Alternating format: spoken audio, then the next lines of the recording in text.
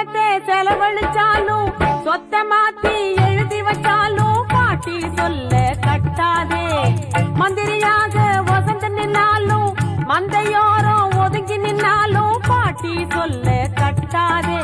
அழுத புள்ள ஜெயிக்காது, அவிச்ச நெல்லு முளைக்காது, தங்கம் வச்சு தேய்ச்சா கூட எருமை நிறம் வெளுக்காது. டில்லிக்கு ராஜானாலும் பாட்டி சொல்ல கட்டாதே. பட்ட படிப்பு படிச்சு வந்தாலும்